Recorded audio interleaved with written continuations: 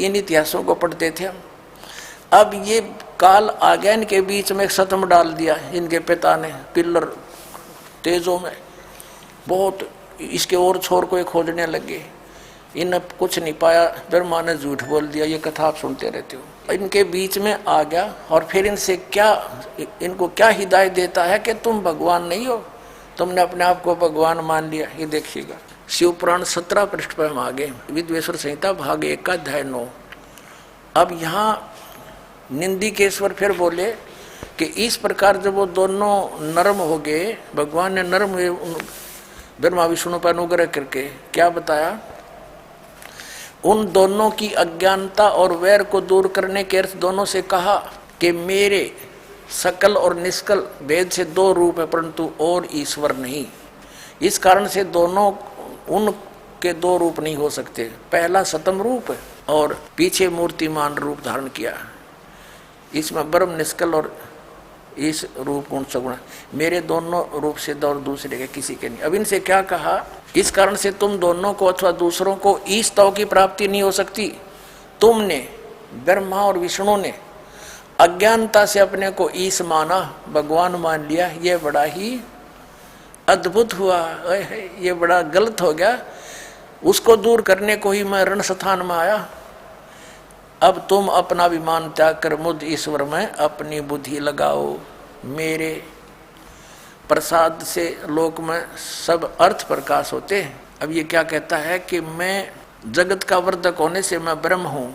आप आगे दिखाता हूँ आपको, प्रश्न नंबर 18 पर देखिएगा, पहले ये देखेंगे अध्याय नंबर 10 का, और यहाँ हम आ जाते हैं।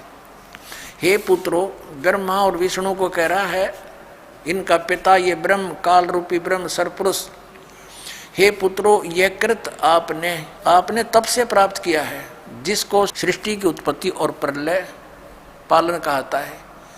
विष्णु और ब्रह्मा जी को इनका पिता ये काल कह रहा है कि कृत आपने तब से प्राप्त किए हैं जो कि सृष्टि की उत्पत्ति और पालन कहता है, जो मैंने प्रसन्न होकर तुम्हें दिया। इसी प्रकार दूसरे 2 कृत रुद्र और महेश को प्रदान किए,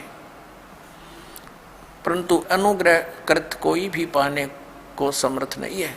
अब इसमें दास तो कहना चाहा था कि 2 तो ये ब्रह्मा विष्णु हो गए और रुद्र और शिव ये 2 नारे हो गए, ये 4 हो गए, और 5वां ये बोल रहा है। ये 5वां जो बोल रहा है ये इनका पिता है, ये सरपुरुष है, और वहाँ ये शिव रूप में खड़ा हो गया इनके पास आकर।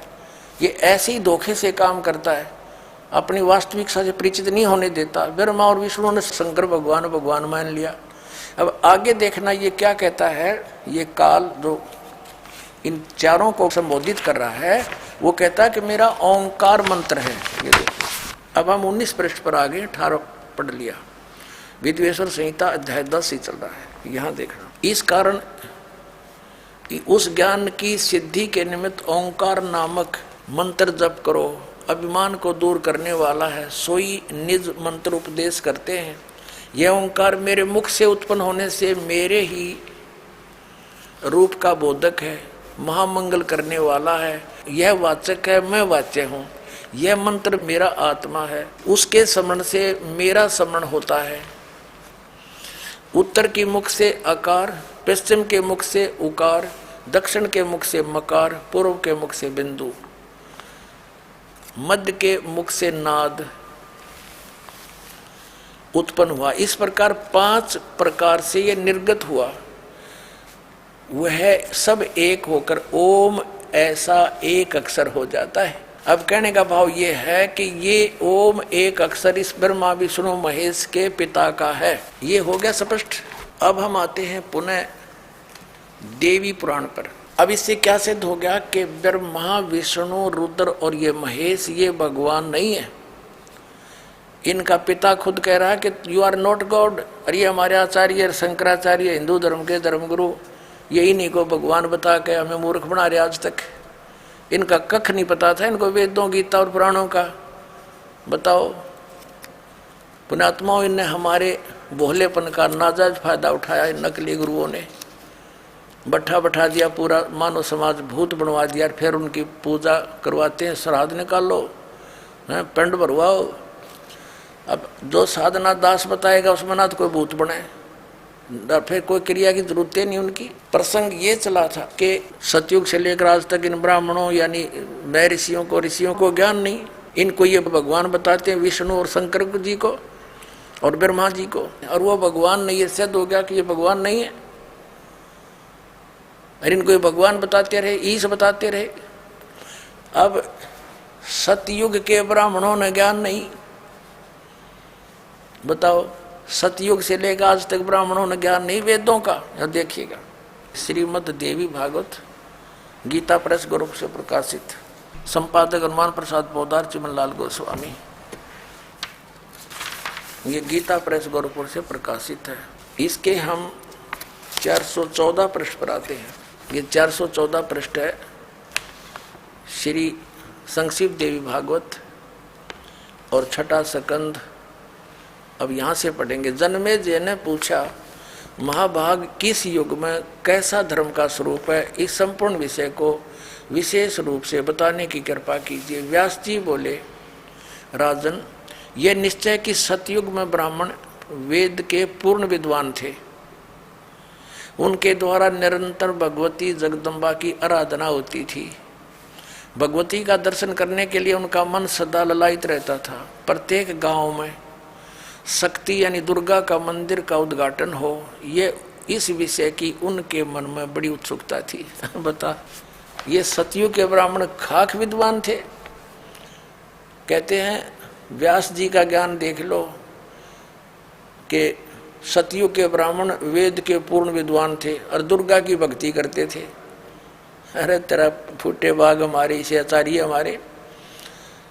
अब दुर्गा तो कहती है कि वेद उस ब्रह्म की पूजा करो, ओम नाम है, नथिंग एल्स, और सब बातें त्याग दो। तो क्या ये सतयुग से लेकर आज तक ये ब्राह्मण लोग वेदों और गीता और पुराणों से परिचित थे? इन्होंने अपना भी भक्ति नाश किया, अपना जीवन नष्ट किया और साथ में यजमानों को भी ले डूबे। ये अब ये तो सतयुग के ब्राह्मणों के विषय में। अब कलयुग के ब्राह्मणों की जानकारी जो वर्तमान के शंकराचार्य और आचार्य तकरीबन ये ब्राह्मण ही है, ब्राह्मण वर्ण के। अब यहाँ देखो, वही छठा अध्याय चल रहा है,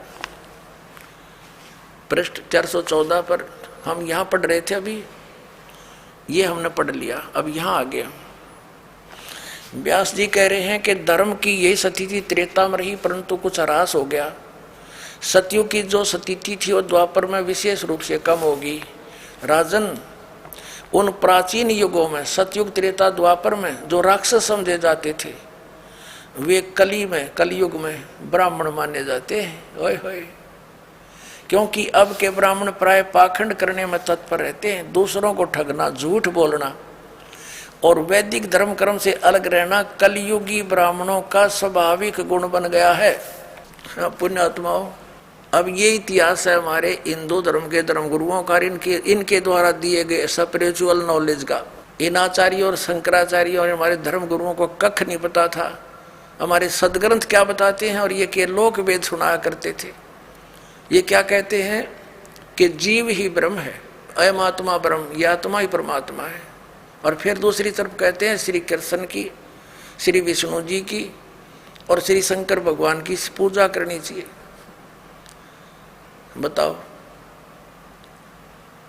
और उधर देवी की पूजा करते हैं और इनको भगवान बताते हैं।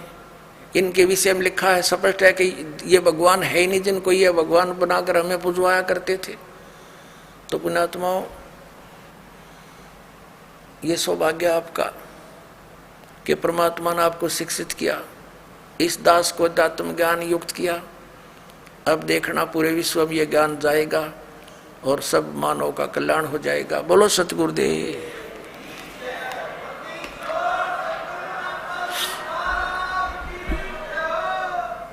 निरंजन धन तेरा बार, निरंजन धन तेरा दरबार, जहाँ पर तनिक ना न्याय विचार। कह कबीर सुनो भाई साधो, या सब उल्टा व्यवहार। कहे कबीर सुनो भाई साधो, यहाँ सब उल्टा व्यवहार। सच्चों को तो ये झूठा बतावे, इन झूठों का एतबार निरंजन।